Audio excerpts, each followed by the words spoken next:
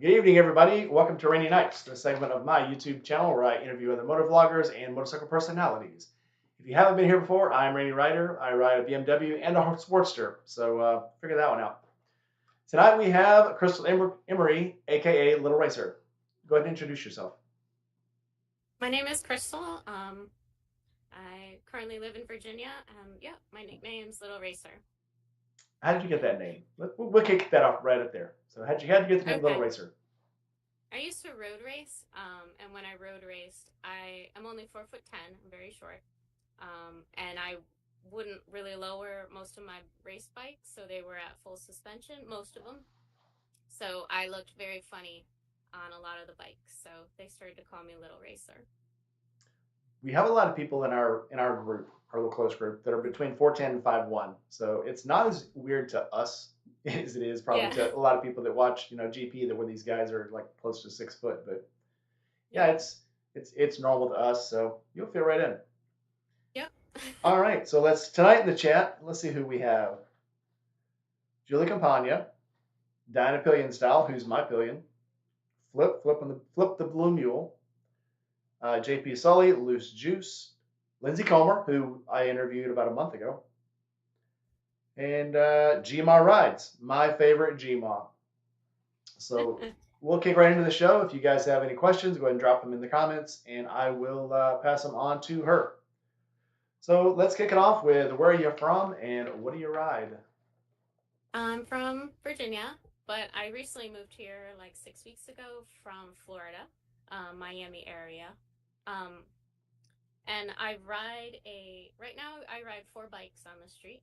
I ride a Yamaha R3, a BMW GS 650, a Kawasaki KLX 300, and my dad is gifting me. He's amazing. He's gifting me his street triple, his Triumph street triple. So I ride four bikes on the street, I and I just have saw the post more where you than rode one. that triple. So what was that like? I mean, going from these smaller bikes to the triple. It was really fast. It like re I replayed when I used to race when I got on it because I've been riding such little bikes on the street for such a long time. When I got on that bike, I was like, oh wow, this is like actual power. So it's really nice. It's nice to be on like a speed bike again. So Very yeah. cool. Mm-hmm. Okay, so how long have you been riding? 23 years. I raced for 10 years. I did road racing for 10 years. I did the USGPRU 125 race series, um, two-stroke series, and then I also raced a Yamaha R6, a Honda CBR 600. And when I first started racing, I started racing on a Ducati 750. That was my first race bike, actually.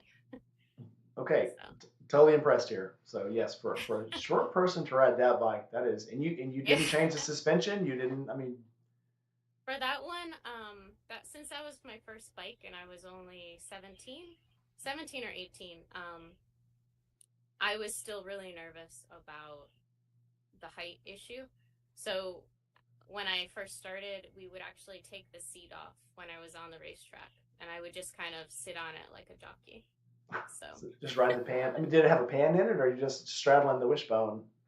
it just kind of sat up on it like a horse.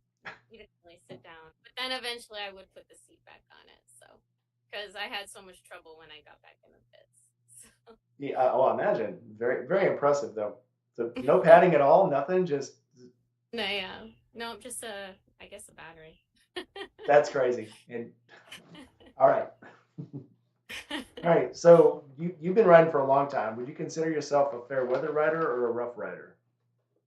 Definitely fair weather.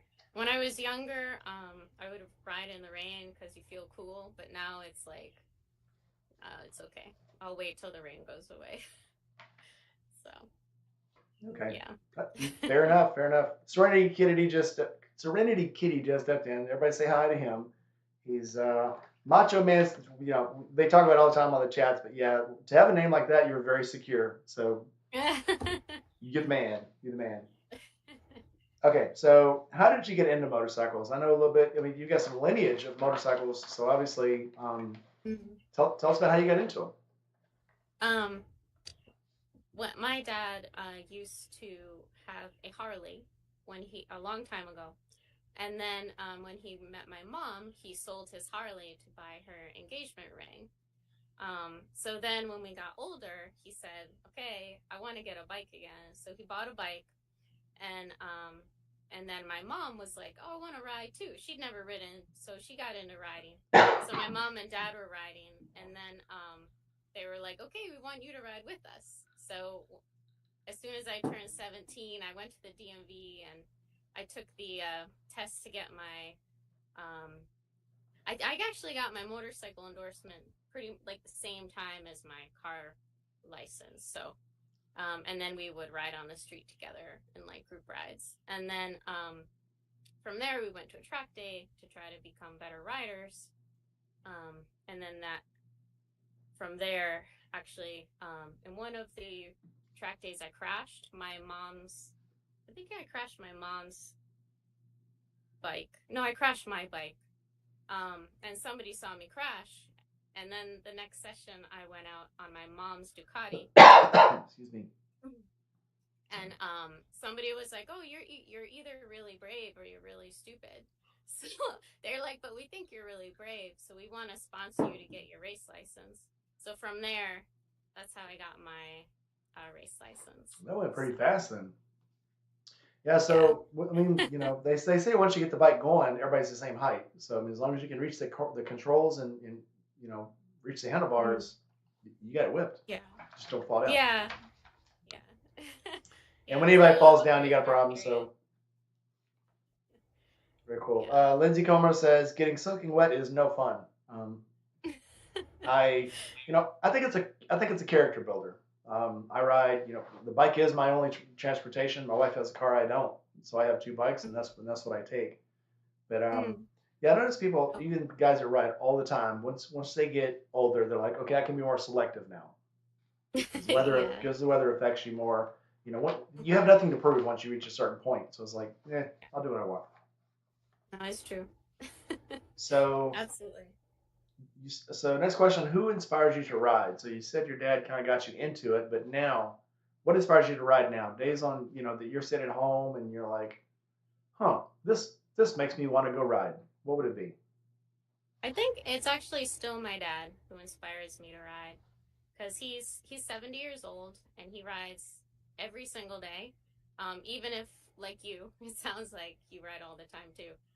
Even if there's snow on the ground, as long as the snow isn't actually on the road and it's just on the sidewalks, he'll still ride. Doesn't matter if it's 10, 20 degrees out because he's in New Jersey. He'll still ride. He just wears warmer gear. Um, Even if he feels doesn't feel great, he still rides. So he rides no matter what. And when he can't ride, he's like kind of bummed out. So it's I inspiring get it. because, you know.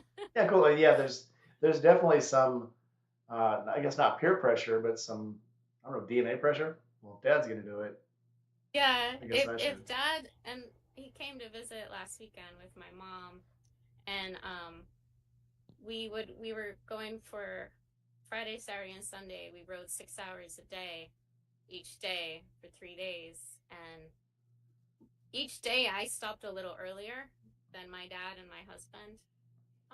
But they would go back out, and I was like, oh wow, they like don't get tired. So Hmm? that's definitely inspiring. It is a little bit of like, okay, I need to toughen up, you know.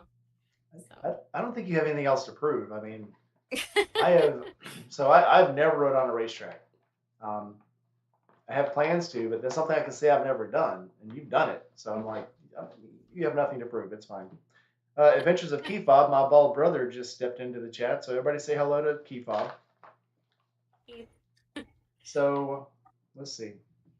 Would you rather a solo ride or a group ride? And I guess you could count just riding with yeah. one or two other people a solo ride, but do you like Mm. group rides? Do you like to ride with just one or two people? What's your pick? I like, I guess, then solo rides with family or friends. I come from Miami, so I tried to do some group rides there, and it was terrifying because everyone is trying to kill you.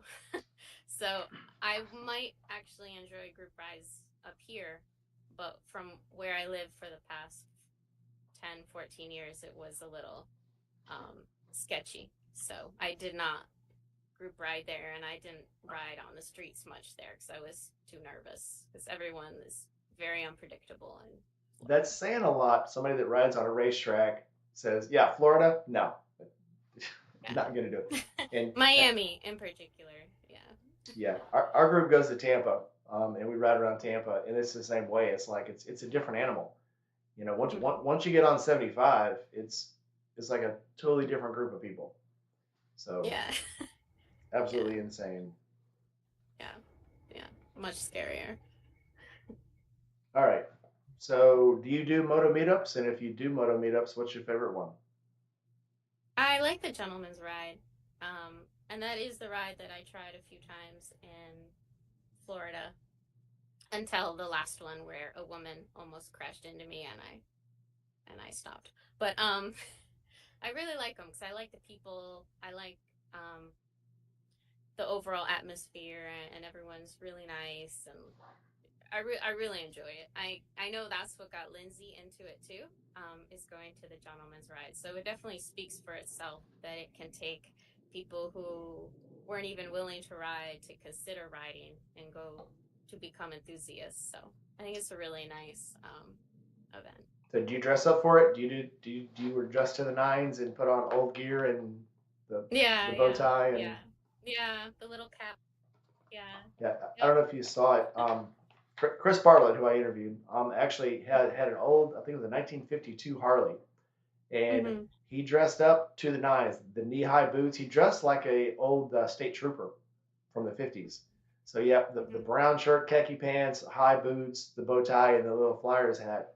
And he really pulled it off. When I first saw the pictures, I thought, where did he get this? Is that his dad? You know, because it was very cool. But again, another thing you've done, I haven't. And I thought I'd done a lot of stuff. Apparently, you're putting me to shame. No, no, not at all. All right. So talking about single meetups, it's something that doesn't happen every year. People just go, hey, let's all meet up and do this thing. What's your favorite one you've ever done? The single meetup I've ever done. Uh, it wasn't a meetup as so much. I like going to the Daytona every year when they have the races, um, the motocross races, and then you go on downtown, the main street, and you watch everyone, and they ride through on the bikes. It's like a parade. Um, I really like that. That's really cool. Awesome. And then everyone rides the bikes there. You always see something crazy like somebody pulling a trailer on a motorcycle. One year we saw somebody pulling a trailer with a miniature horse and a drum set and a little kid playing the drum set without a shirt on. So you don't see stuff like that often. That sounds like Florida. Yeah. That's some Florida kid, Florida man, same thing. Okay, so we're going to get into the more embarrassing questions. What's the stupidest thing you've ever done on a motorcycle? There's a lot. I think the dumbest thing I ever, for me, it was like unexplainable.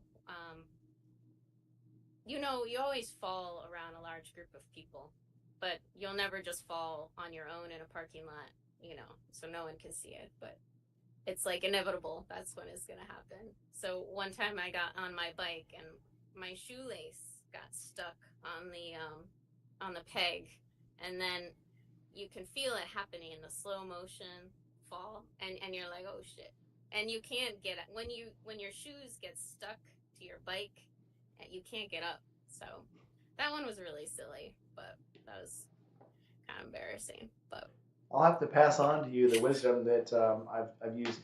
Basically, I tie my boots military style. Basically, I'll put a knot in the end of Mm-hmm. the string where I can pull, when I Mm-hmm. tie my loop, I can pull them all the way to the end of the knot. And then I stuff Mm-hmm. the loops inside my boots.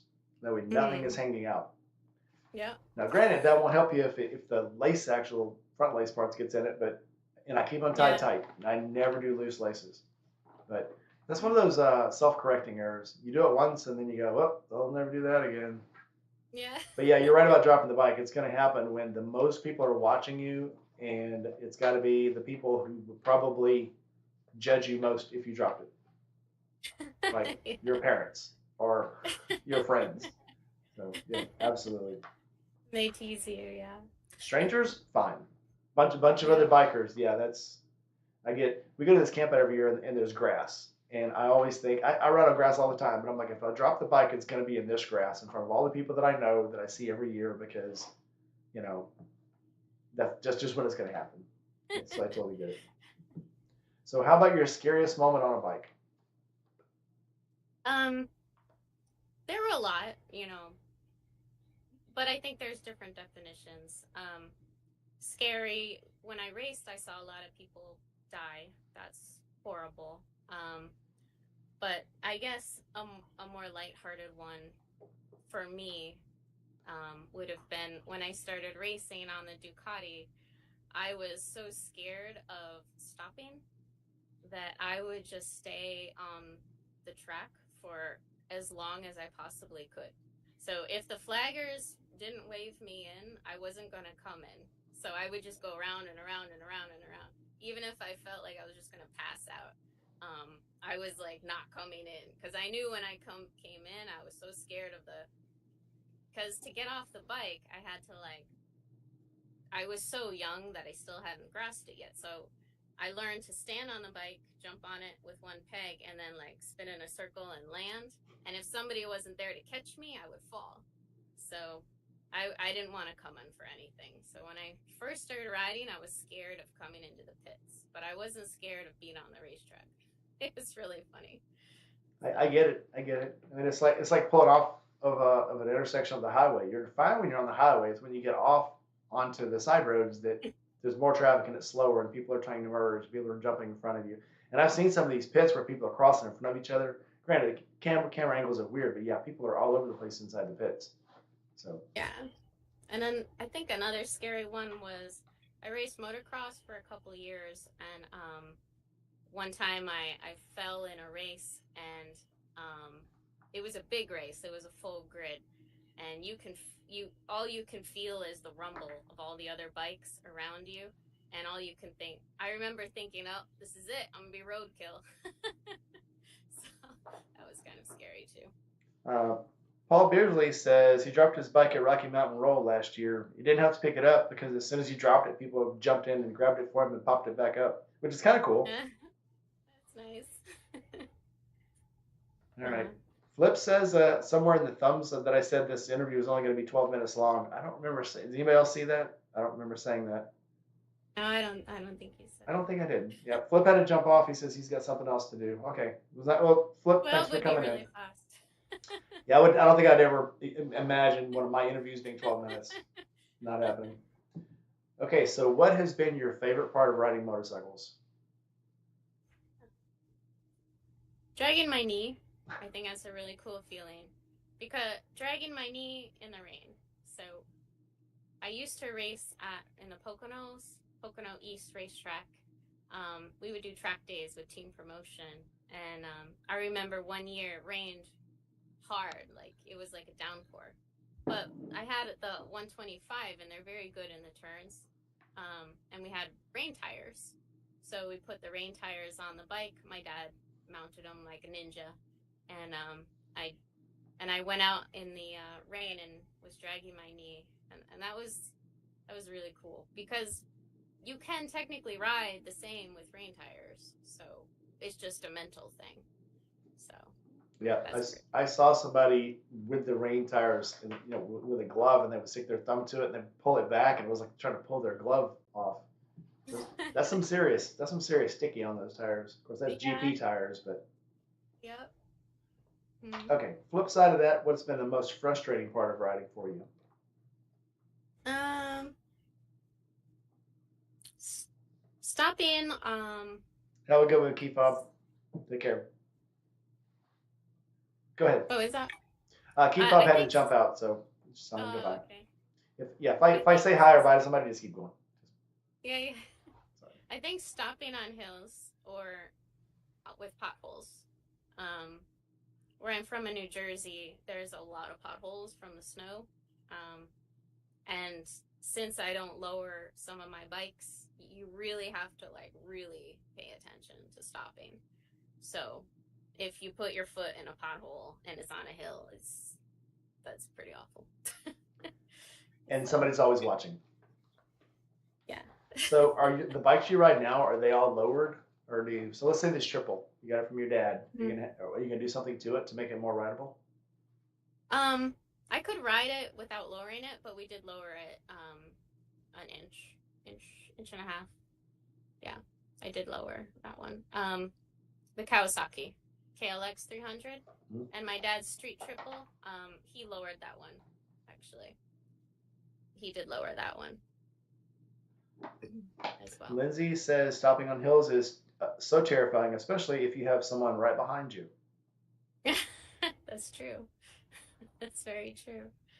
Yep. All right, so we're halfway through the year. You just moved to Virginia. Do you have any trips planned? Do you have any rides planned? My Lindsay's gonna come down here, and we're gonna do a ride through the Parkway, the Blue Ridge Mountains. Um, we're also thinking big, and we're like, let's start small, but maybe someday, maybe do a bigger trip, like past her state and past my new state. Maybe try to go farther than that. But we're gonna try local first and see how we can do. Maybe do like Skyline Drive. And then my dad's gonna come back on his Harley 883, and I'm gonna ride that as well. We're gonna try that, and those are the two main trips Okay. as well. Gma asked, is Lindsay height challenged also? Are you going to be two little Lindsay, mini chicks out there tearing up the road? no, she's average height, I think. She's not tall, but she's not short. I think Okay. she's like the perfect height. She might disagree. Perfect height. Okay. Yeah. She might disagree, but I think she's the perfect height.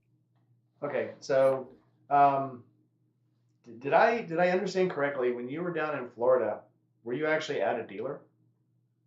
Yep. I was part owner at a dealer, at Okay. a motorcycle dealer. So, as a dealer, if somebody came up to you and said, "Hey, I just finished the MSF course. I rode a 250 for a while. I want to move to something bigger. What bike should I get? It's reliable, low maintenance, and I can ride without any problems." What would you suggest they get? Is it a girl or a guy?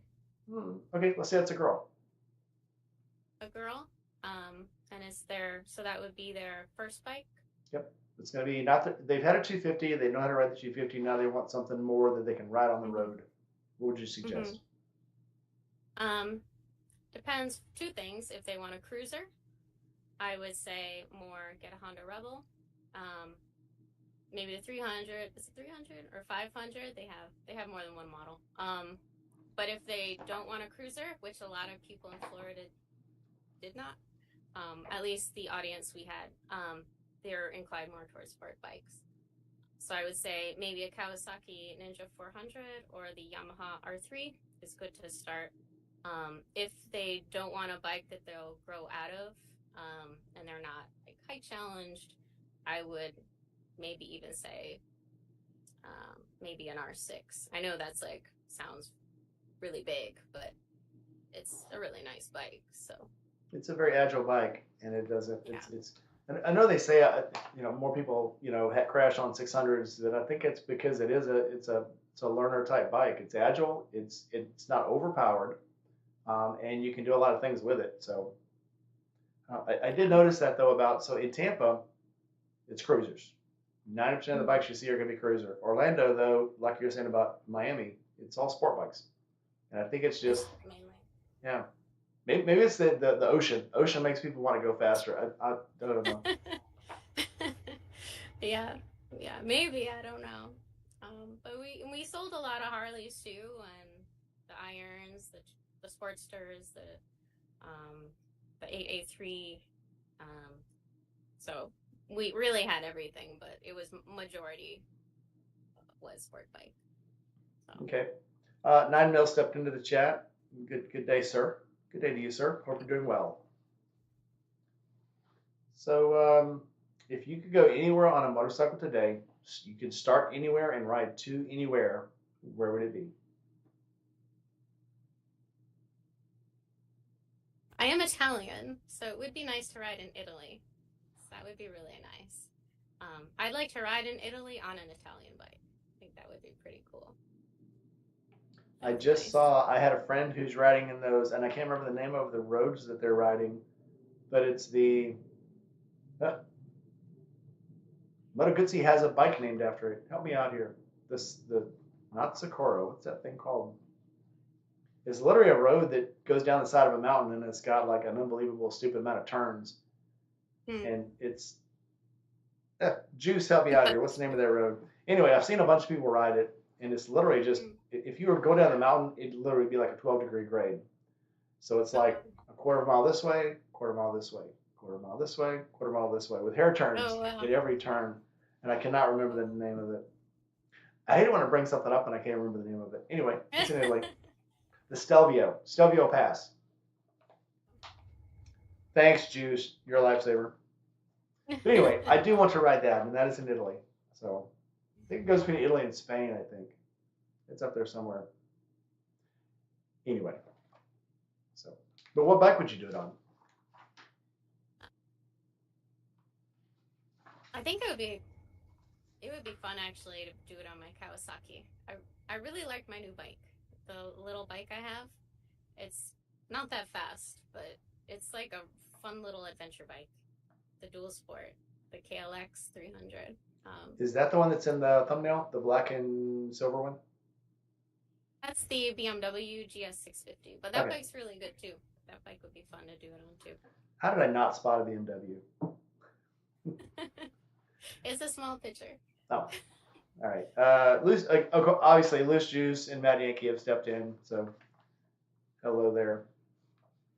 Um, so, as a female writer, if you could tell a new writer one thing you had to learn the hard way, what would it be? When you ride, don't look at your front tire. Actually, look where you want to go. And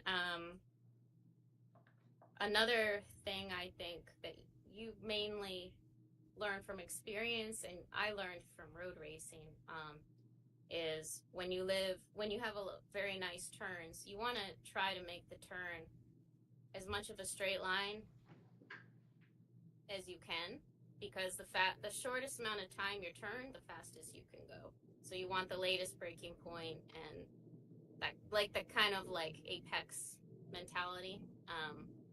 So because a lot of people when they ride on the roads, they think, oh, I have to be leaned over for as far as I can, but that's not actually going to be inducive to if you're trying to be competitive. So that's not as applicable for riding on the street. You're not in a race, but that maybe might be a tip for somebody who's racing on the racetrack.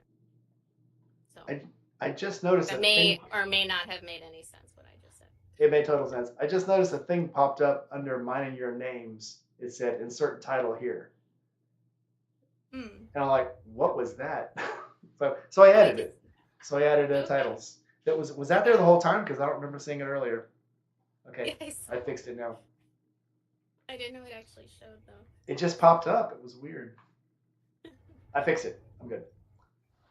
All right. So, what is one thing people may not know about you? Um, may not know about me. I'm really into gardening. Um, I like a year ago. 2 years ago. I went in my yard and built a pond, and then the following year I built a massive koi pond. So it was tremendously large. I turned my backyard into like this wild tropical paradise. Um, so that's not something you kind of expect. And it was kind of like a zoo because I also have tortoises and I have 4 dogs. So Um, I'm really into gardening and animals. I'm looking at your scenic background there. Um, got some mountains, got some big palm fronds, got Yeah, some oaks. You got yeah. that looks like a jungle scene itself. Today I actually was gardening, and I saw a massive snake. I used to have a snake, so I'm not scared of snakes. But when it's in the wild, and it was very big, and I didn't know what it was. This actually happened this morning. Took a picture of it, sent it to my friend, and it turns out it was a copperhead, which is definitely a venomous snake. So Something was people don't it know was about fun. copperheads. Copperheads are very aggressive. However, out of the 4 domestic poisonous snakes, it's the least poisonous, and it's Mhm. only dangerous to small children.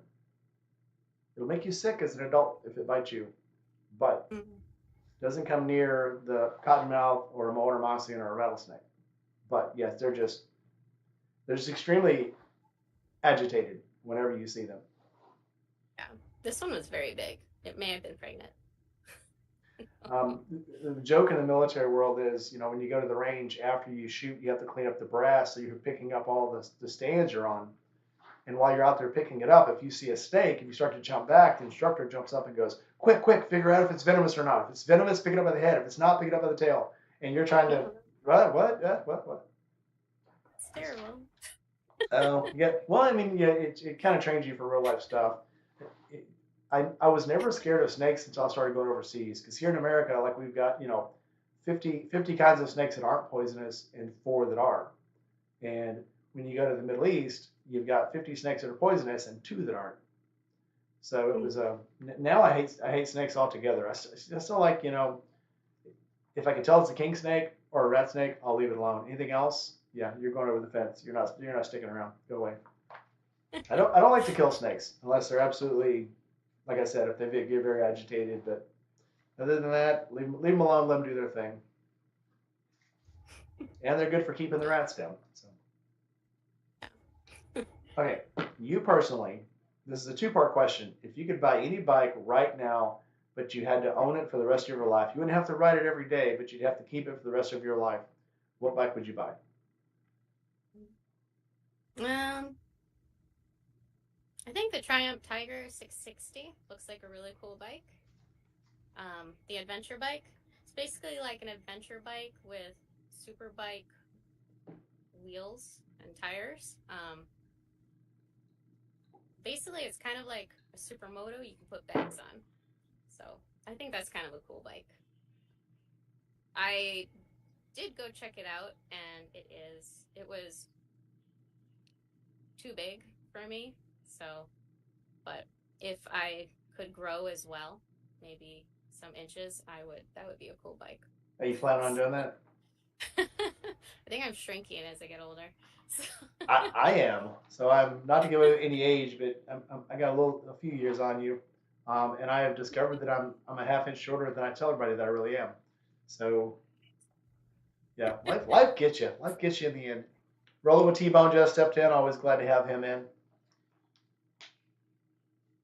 So if you guys got any questions, go ahead and throw them down in the chat. If you haven't noticed, Crystal asked me to kind of make the interview a little shorter than I normally do, so we're trying to rush through it a little bit. But if you guys have questions, we're cutting it off at 7 o'clock, and I think I went a little bit too fast. But you guys got questions, throw them in the chat now.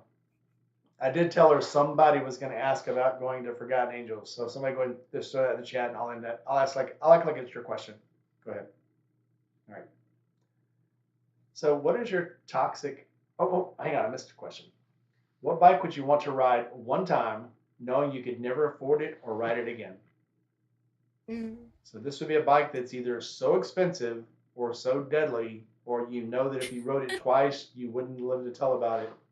What bike would it be? Or rare, a bike so rare that you wouldn't have another chance to ride it. be like a MotoGP bike. That would be pretty cool. But I can't imagine how much money they cost. A whole lot. Yeah. So I'm sure you've seen this, but have you ever seen when they cut the rear wheel sensor gets cut, or it gets disabled, and the bike immediately goes out of control? Mm-hmm. Just rockets. It's like a firecracker going off. It's like a firecracker with no stick on it. It just goes nuts because there's nothing to control wheel spin. So definitely a dangerous bike. So whose bike would you want to ride? I guess Rossi. I mean, who would? Rossi's. Yeah, that's the answer always. Hang on, is it Rossi when he drove for Honda, Rossi when he drove for Ducati, or Rossi when he drove for Yamaha? Honda. Yeah. Good answer. Yeah. And Or I an guess MV Augusta. MV Augusta would be cool too. Like MV Augusta is really nice as well. when the Protons first went to GP, I wanted to ride one of those, not because I thought it was better than anything else, but it just looked too cool. Mm. The Proton bikes were pretty freaking awesome. Mm. Hey, surprise question. Have you ever heard of Forgotten Angels? I did. You mentioned it. Okay. So Forgotten Angels is a charity probably everybody in this chat goes to or contributes to. It's for children who have aged out of foster care. And so it's when they age out of foster care, their 18th birthday, they get kicked out in the street. And this is a place for them to go learn skills. They can live. They build their own little houses to live in. They get jobs. They learn how to write checks. Some of them how to tie their shoes. They learn how to get jobs. A lot of them join the military. But basically, it gets them off the street and it gives them a chance to live like they didn't get to when they were in foster care. A lot of foster care parents take good care of the kids. Totally understand that. But some of them don't. Some of them use them as money mills, and as soon as they're 18, they get kicked out. So this is a place that gives them a second chance to have a first chance. Oh, that's nice. And what we do is we have a camp out twice a year. We go down to Tampa and we camp out on this big, I think it's a 17 acre. It's not all 17 acre paved, it's all under trees. There's two big ponds, and we put up tents and we basically have a little shindig for 3.5 days. We go on rides, we have barbecues, we have karaoke, we have live bands, we have lots and lots of motorcycle games, and we have fun for 3.5 days. Nice. It's a good time. So they just threw your Instagram up, well, yours and Lindsay's Instagram up in the chat. So if you guys want to check that out, there it is. Your Instagram and your YouTube. Boy, Juice is on it. Juice, my man. One throttle. Juice is my non-playable character in my YouTube game. All right. What is your toxic trait? If I don't have coffee, I'm not. You can't really talk to me. I think a lot of people struggle with that, but we were just talking about getting older, so yeah, that's a thing. That's definitely a thing. No coffee, no talk. For sure. No coffee, no talkie. No. Okay, but yes, so they're saying now, yes, please do check out Forgotten Angels, and we would more than love to have you come down and visit and have some fun with us. Thank you. And for those of you that don't know, the address is www.forgottenangelsflorida.org. Please check it out. And they give away bikes about once a month now. They have a raffle and they give away bikes. The raffle helps raise money for the property and for the kids and for to feed them. It costs a lot to feed grown kids, and it helps out. So check it out. All right, what is the one thing you will never take a road trip without? Motorcycle road trip? Yeah. I never had this until like a month ago, but I really like having this Bluetooth headset. It's really, really nice because you get to listen to music. You can if you get a call, I don't really want to talk to people when I'm on the bike, but it's nice that you can, and when I travel with my husband, it's nice because like we know what's happening. I don't know. I really like it. And also earplugs. That's kind of, I really like having the earplugs that are like, they cancel the wind, but you can still talk and hear them like music. Mm-hmm. I like that as well. Like my dad's bike's really loud. It's like, sounds like you're sitting on a turbojet. And I can't imagine riding it without earplugs. But with the earplugs, it sounds really cool. It sounds nice. You don't feel like you're going deaf. So. Totally agree. Yeah, short trips, going to work, I'm fine with just the helmet on. When I take my trips down to Florida, if I'm going up to Ohio or whatever, earplugs. Mm-hmm. It does get you. Do you have a headset too? So funny you say that. Yes, I ride with headsets, and I actually just got sent 2 headsets by a company, and I tried them out and gave them both away. one of them I gave away to a friend that I knew needed one, and one I gave away on the channel. They actually had a poll. People voted, and Mm-hmm. when you know it, somebody from Forgotten Angels won. So go figure. Oh, nice. That's awesome. So Did you yep, keep one though? I did not. I gave them both away. I still have a Cardo, and so I'll put the Cardo Okay. back on. You But have the yes, Cardo. That's what I have. I have the That's Cardo. I nice. love it. I've got so this is my third Cardo. Cardos usually last me sometime between 5 and 7 years. So I get a Oh, lot of wear out of the Cardos. Um, okay. but yeah, you're Nice. right. I mean, you can do everything. So I've got mine matched into. I don't know if you've seen my videos on the BMW, but I actually have my uh, infotainment system that has your maps, your music, and your phone. You can text from it. You can bring anything up on it that you could bring up on your phone. And I have that patched into the Bluetooth also, so I can put my phone away somewhere dry and safe, and I can do everything I can do. I can make phone calls, do text, and everything from that display screen with the navigation. Oh, So yes, I that's love it. awesome. I love it a lot. How do we get to that from Bluetooth? Yes, to your question, yes, I have Bluetooth, and I love it. All right, so two-part question again. What is your favorite TV and favorite movie motorcycle? From any show, maybe a I would commercial say even. Who knows? I like the Ghost Rider bike. Ghost Rider 1, the first bike he had. Um, that bike was pretty cool. It like transforms into like this crazy fireball type wild bike. It's not, you know, it's not even like a specific brand. It's just like really crazy looking. It's Yeah, there. it's a cool bike. Yeah. It's like the Bat Cycle. Don't know what it is. Yeah. It's cool. Yeah. Okay. Yep. How about a TV bike? Mm. I don't watch TV that much. But I watch YouTube. Um, I like Norley's bike from Itchy Boots. Oh, which one? Her most I like her most recent one, the Honda. Is it 300? Right? It's a Honda 300. Yeah, that bike's Yep. pretty cool. Yep. I've liked all her bikes. Mm-hmm. So have you seen the new? It's not even released yet, but the Royal Enfield that she got to test ride Mm-mm. in India, She tested the test ride at the new the Himalayan. new That looked, Himalayan. Yeah, yeah, that looked really nice. it looks extremely different from the old Himalayan. It doesn't Yeah, at first, but the more you look at it, the more you can tell it's different. Bigger engine, I higher think in suspension.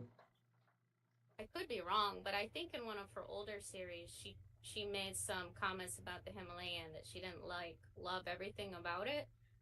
I could be wrong if my memory No, is she right. did. She said it was a great starter bike, great for what she was doing, but she needed to do the things she needed to do. She needed more horsepower And and then more she had a speed. lot of positive things to say about the new one, which is really cool. Oh yeah, oh yeah. It's got. I think the old one had like 26 horsepower. The new one has almost. I think almost 45 or 50. It's a lot more.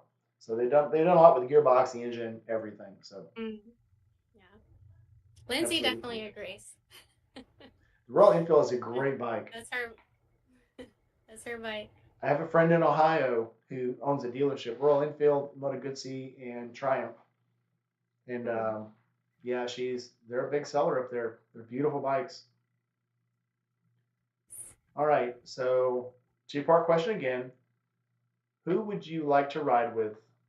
First alive, and then someone who has passed.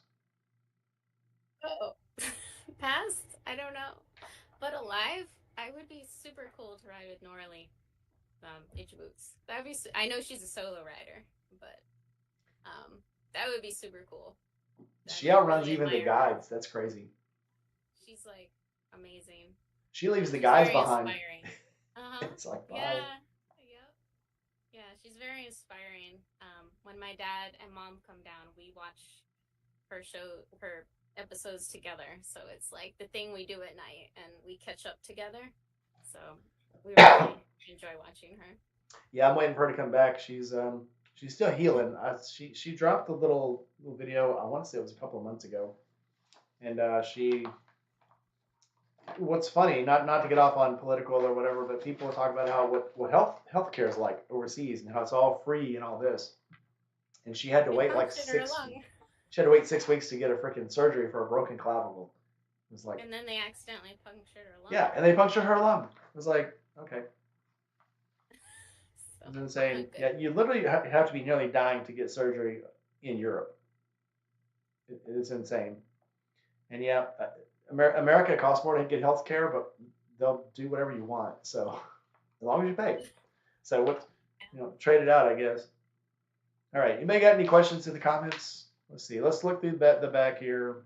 See if anybody has some questions. I was ignoring it for a second, so I might have missed some questions. Bleak Ride stepped in, my other buddy.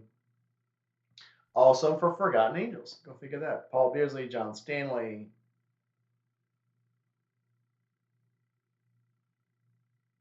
Yep. Paul says he's happy with his Cardo. I can see it. And Lindsay says she has the old Hemi. It's slow, but it's great on rough roads. Yep. That's really if you're gonna be a joyrider, I mean that's what matters. It doesn't matter if it's fast or if it's got crazy horsepower. It needs to be comfortable. It needs to be something you can ride on. And that's what I always pass on to people when they ask me what kind of bike should you get. It's like something that likes you. When you get on it, if you like it, it'll like you back. If you don't like it, it will never like you. So it's got to fall in love with you when you sit on it. All right. Do you have any questions for me? I forgot to say that. You get to ask me questions. Um, how long have you been riding? I have been riding. Let me do some mental math here. So I've been riding since I was 12. So I've been riding for 10 years. Oh, for No, 10 years. no, Okay. I've been riding for 45 years. Wow. Wow. So about 40. I say 12 years. I've been riding. I started riding on the street when I was 14, but I was riding dirt bikes before that. So my first actual street bike I got on when I was 14. So 40 years. And you never wanted to try a track day? Well, where I grew up in Texas, there were no track days. Track day is when there were no cops on the road. That was track day. Okay. And I've lived around some tracks. Like there's a track here that I wanted to take my bike to on Memphis Speedway. They have a drag track there, and my bike my big bike is a K16, and my mechanic has taken it up there to do some testing on it. And he has a Mm-hmm. K16 that he runs in drags up there. And he's never been beaten on it. Nice. So I just wanted to Oh, go up there and just run it. It's a 168 horsepower bike. So I mm-hmm. wanted to run it. Mm. I But did drag no, racing. I It's have super not. fun. What did you race? What was your sled? It was a Kawasaki 500 with an air shifter. But we Nice. did I think it's called time trials. Is it called time trials where you have to put in the time you want to do Yeah. and then whoever's closest wins? Yeah, that's the kind we would do. My dad actually would be the one I usually raced with in the time. So he usually beat me. Later, But Juice. yeah. Yeah, that's cool. You should try drag racing. That's fun. I have raced against people on the road before, and Mm-hmm. it's funny. So I had a BMW. BMW usually this is my fourth BMW, and I had an 1100 RT that was the police style bike, and a guy on a Harley had put the 131 on his bike and wanted to race me on it. So we got out. He's like, "Let's go, let's go, let's go!" And I was like, "No, no, no." So we get out on the road, and there's literally a mile stretch of road, and he goes to barrel down on it, and he's like, "Okay, whatever." And so I downshift and take off. And by the time I steadied the bike up and looked back, I couldn't see him. I'd already went around the corner and gone. So I pulled off, and he finally pulls up, and so we go up. And I'm like, I thought you were going to race me. He goes, well, and I said not to. There's turtles in the road. Oh, turtles in the road. Okay, What else? cool. So, no, I love going fast. And again, I'm in my 50s now, so I've tamed myself down a little bit. But yeah, there's nothing like the feeling of speed. I mean, even on this bike So now that I'm in 50, up on the way down to Florida, there's time I'll catch myself going over 100 just because I'm enjoying the ride so much I sort of forget I'm actually not supposed to go really, really fast. So but track days, I think, aren't really about speed. It's more about fun. The thing I like about track days is discovering the potential for your bike, finding out what it can really do, and it doesn't always mean going fast. I So think it'd be that's fun one to thing bring I you a like about Sportster. it. Well, there is a track Yeah, here. Barber is down there, and then like once a month, they open the tracks up to anybody that wants to get on the track. So I yeah, think next that's time, where I've been there. That's super cool. yeah. That's awesome. So next time I go to Barber, yeah, I think I'm gonna go on a day they'll let people on the track, and I'm not sure how much it costs. I remember it costs us. It's not much to get on the bike Mm. to get on the track. So You should definitely do barber. I actually got a concussion there once. Well, okay. That was a lot of it was funny though because so I was racing and then I guess I fell and all of a sudden I remember thinking I need to get back to the pits because my dad's having a party without me. Um Concussion. Cool. so I somehow managed to jumpstart my bike because the 125 doesn't have a button. You got to run and I managed to do that. Didn't know how, but all of a sudden I was back in the pits, and I was like, I had to get back there. Dad was having a party, so, but I had like my eyes had big glaze, and I had a really good concussion. So yeah, Sweet. yeah. As long as you had fun. So Sky's Limit just stepped in. Tony the Tiger. You're a little late. We're almost done. Somebody throw me another question out there. Who's got another question? Or ask me a question. I did um, promise it'd be 1 hour, so we got 7 minutes left. Give me your best shot. let me see. Um, hmm. How did you connect with Lindsay from One Throttle, or did she reach out to you? Well, not to. Here's a gracious product plug. So I work for a company that makes boots, and I do a lot of pro bono work for them, and I am the head of their testing. And so Lindsay wanted to get in on testing because somebody told her about the testing program. I can't remember who Mm-hmm. told her about the testing program, I'm but wearing them right now, mm, which but is yeah. So when I reached back out to her, I said, "Oh, by the way, I do an interview. So you seem like you got some really cool stuff going on. If you wanted to do an interview, we could. And this isn't like, hey, if you do an interview, I'll let you get free boots. It was like we started talking on Instagram, I think, messaging back and forth, and then I said, well, if you wanted to, we could do an interview, and that'd be pretty fun. So, that's super cool. and that's how I did Um, it. I'll tell you about Lindsay real fast before we end. It so real quick recap of how One Throttle came to exist. Let's see. So I started the dealership like 8 years ago, 8 9 years ago with a partner. Um, and then after having the dealership for a few years, I was mainly doing primarily the financing. I realized how hard it is to get subprime financing for clients. Subprime being like bad credit, maybe new credit, challenged credit. Somebody's new to the country, maybe they don't have a social, maybe it's just an ITIN number, no proof of income, that kind of area.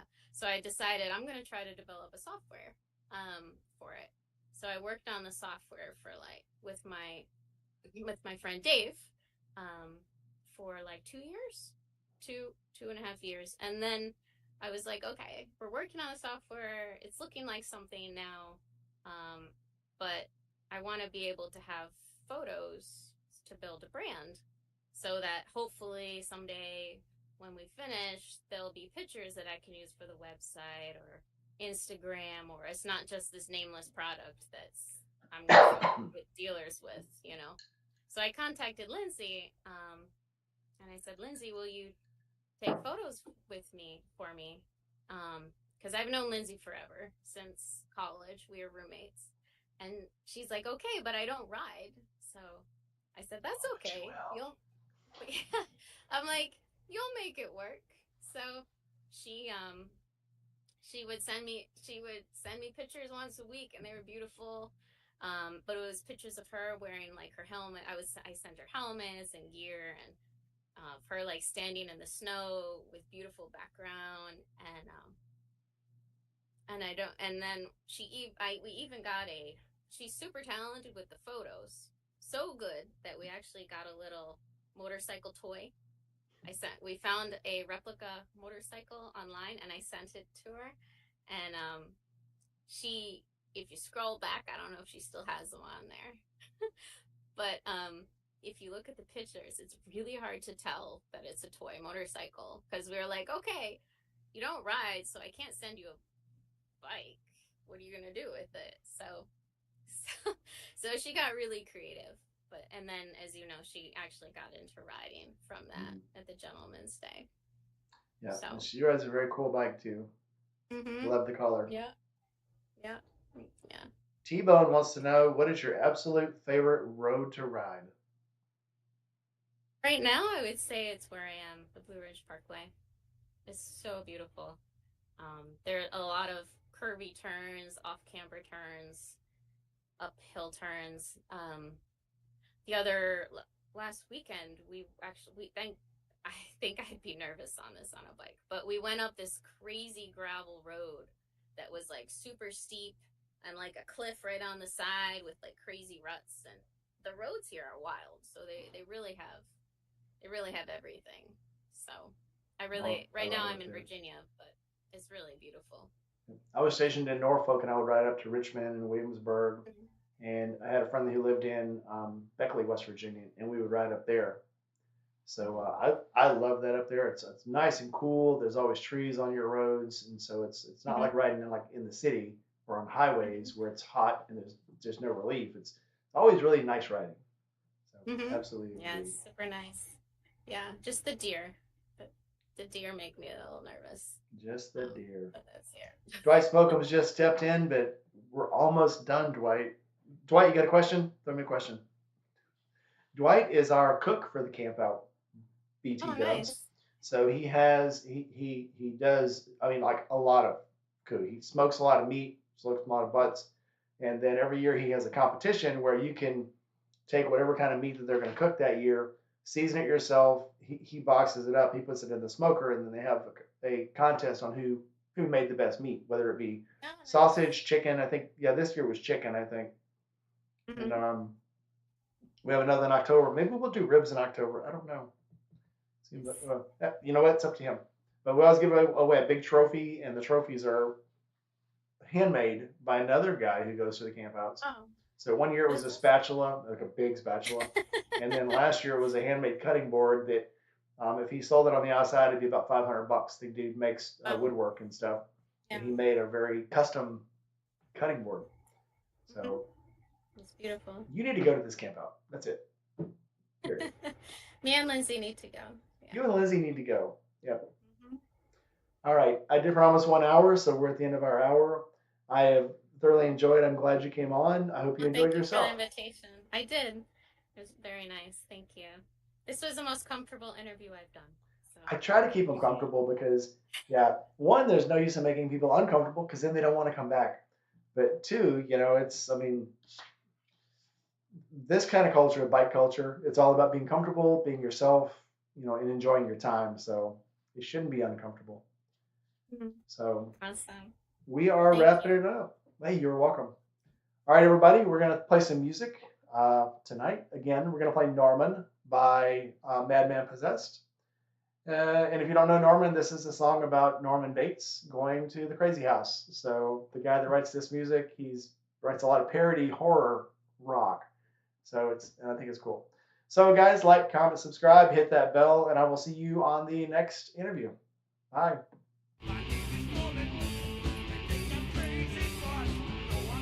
You can stick around. I'll be right back.